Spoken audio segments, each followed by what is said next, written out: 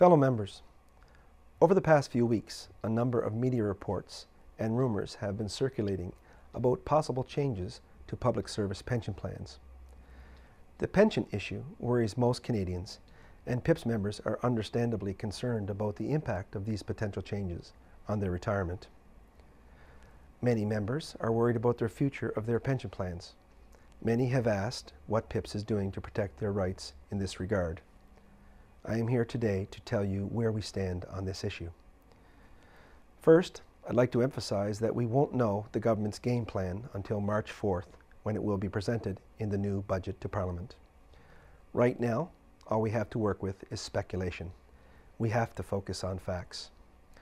Because the pension issue affects so many Canadians, many groups have presented the government with various recommendations in an effort to influence the decision makers. On the one hand, the unions and the public service are their traditional targets, while on the other hand, tough economic times means that these groups have an opportunity to communicate their views to a worried population and to the government. I am sure that many of you are familiar with recent media coverage of the C.D. Howe Institute and the Canadian Federation of Independent Business reports. These reports distort the facts about the public service, while proposing changes to our pension plans based on biased research. PIPS is not letting these groups go unchallenged. We've made our views known to the media on a number of occasions. There are many examples on the PIPS website. The facts are that while the government can bring some changes to the pension plan without a parliamentary vote, major changes to pension legislation needs to be approved by Parliament.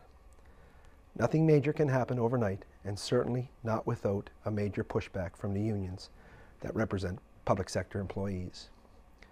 The government has a budget deficit to manage and is looking for ways to do that. Members will certainly remember the $30 billion pension surplus that was seized by the government in 1999 and used to pay down the national debt.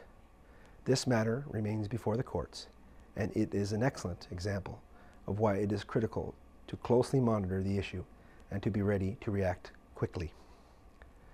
Public sector unions will not allow the Government of Canada to once again make their members a convenient scapegoat for the state of the nation's economy, and they won't allow their rights to be trampled. We are currently working with pension and benefit specialists to review various pension reform scenarios. We are also discussing common strategies with the Public Service Alliance of Canada and other public sector unions to ensure a united front. We agree that something must be done to ensure that all Canadians are able to retire comfortably. But I reiterate, the problem isn't the public service. The government should encourage the private sector to improve the benefits it provides to its workers. Better pensions for Canadians is the answer. Remember, this issue doesn't just impact the public service, it affects all Canadians. I'd like to leave you with one final thought. There is a very important petition available on our site and through your stewards.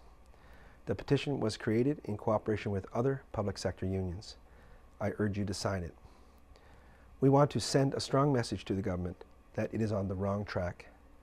Let's make sure it does its homework this time. Let's make sure it respects its employees. Please circulate the petition to all your colleagues, your friends, and your family. We are looking for 100,000 Canadians to stand up and be counted. We will keep members aware of ongoing developments on this issue over the course of the next few weeks. Stay tuned for news, and remember that the latest information is available on the PIPS website. There's a lot of information available there, and I encourage you to become knowledgeable about the issue as soon as possible. Thank you.